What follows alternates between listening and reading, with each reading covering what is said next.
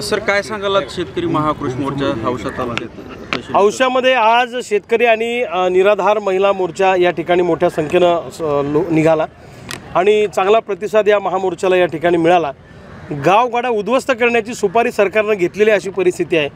निराधार लोकांना जे पैसे मिळतात हे खूप कमी मिळत आहेत, 1,500 मिळतात ते 3,000 करावेत अशी आमची मागणी आहे। आज सोयाबीनला भाव नाही, कापसाला भाव नाही, उत्पादन खर्चसुद्धा भरून निघणार नाही अशी सध्याची परिस्थिती आहे।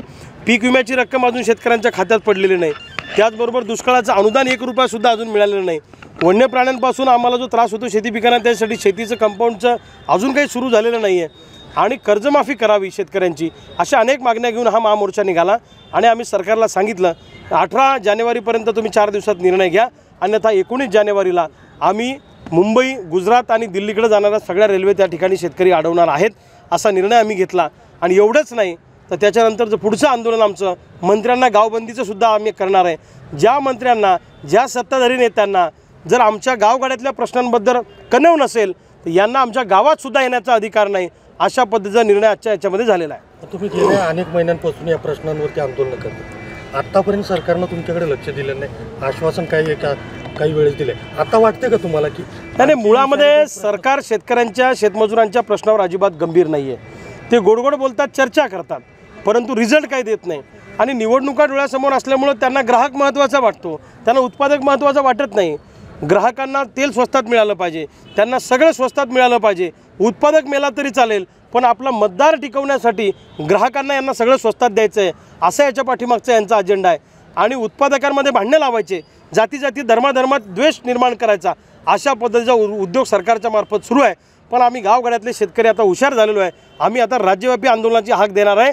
औषधातले शेतकरी एकटे नाही, आम्ही सगळ्या महाराष्ट्रामध्ये वेगवेगळ्या चळवळीमध्ये काम करणाऱ्या सगळ्या लोकांना एका ठिकाणी आणणार, पक्षाचे झेंडे बाजूला ठेवू आणि शेतकरी शेतमजूर म्हणून एकत्र येऊ, हा नारा आम्ही देणार आहे। या महाराष्ट्रामध्ये भूतन भविष्यात असं आंदोलन तुम्हाला शेतकऱ्यांचं आता बघायला मिळेल। राजू शेट्टी लातूर जिल्ह्याच्या दौऱ्यावर आहेत, पण ह्या आंदोलनाला आले नाहीत, तुमच्या दोघांचं काही पोहोचले का? मला माहीत नाही ते या जिल्ह्याच्या दौऱ्यावर आहे। आमचा जो मोर्चा होता औसा तालुक्यातला हा महिन्याभरापूर्वी ठरलेला होता, तुम्हा पत्रकारांना सुद्धा माहीत आहे। 1 जानेवारीपासून राजेंद्र आबा मोरे आणि राजकुमारजी कसबे हे शेतकऱ्यांना, शेतमजुरांना घेऊन त्या ठिकाणी गावागावात त्यांनी दिंडी काढली, 100-150 गावांमधून ते प्रवास करून आले आणि त्याचं समारोपीय रूपांतर महामोर्चामध्ये महाआक्रोश मोर्चामध्ये झालं।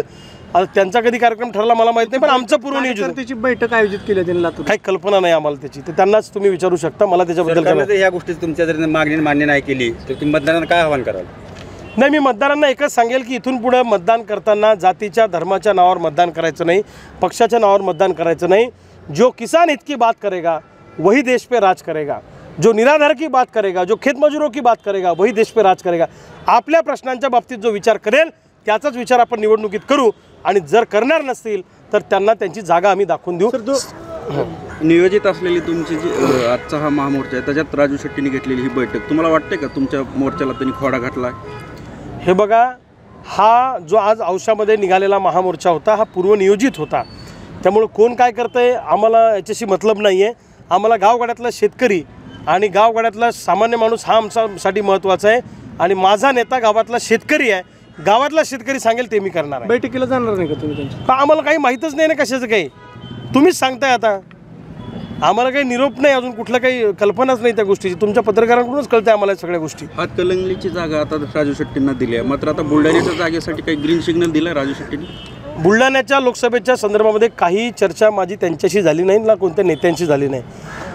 दरवेळी ते स्वतंत्र लढण्याची घोषणा करतात आणि ऐनवेळी कोणासोबत तरी 1-2 जागेवर युती पश्चिम महाराष्ट्रातल्या करून टाकतात आणि मग आमच्यासारखे जे तयारी करणारे कार्यकर्ते असतात महाराष्ट्रामध्ये, मग त्यांना ऐनवेळी थांबावं लागतं आणि खाली पब्लिकला असं वाटतं की हे का थांबलेत, हे यांनी का माघार घेतली, पण वरच्या युती आघाडीच्या खेळात ती जागा सोडवल्या जात नाही। त्यामुळे आमच्या जिल्ह्यातल्या शेतकऱ्यांनी असा निर्णय घेतलेला आहे, लोकवर्गणी करून काही का होईना बुलढाण्याची लोकसभा स्वतंत्रपणानं ताकदीनं लढवायची। तुम्ही सुधारणार? आम्हीच राहणार की मग कोण राहणार? शेतकऱ्यांनीच मला फोर्स केलेला आहे, शेतकऱ्यांनीच मला आग्रह केलेला आहे की लोकसभेच्या निवडणुकीमध्ये रविकांत तुपकर तुम्ही उतरा आणि लोकांच्या आग्रहास्तवच बुलढाण्याची लोकसभा ताकदीनं आम्ही लढणार आणि जिंकणार। राजू शेट्टी विरोध करतील का ते मला माहीत नाही। आता त्यांना काय वाटतं हे महत्त्वाचंच नाही, आमच्या बुलढाण्यातल्या लोकांसाठी कुणाला काय वाटतं हे महत्त्वाचं नाही आहे। बुलढाण्यातल्या शेतकऱ्यांनी, तरुणांनी, गावगाड्यातल्या माणसांनी निर्णयच घेतला आहे आणि लोक वर्गणी द्यायला चालू झालेले आहेत, त्यामुळे लोकांनी लढण्याचा निर्णय घेतलेला आहे। राजू शेट्टी तुमचे नेते नाहीत का?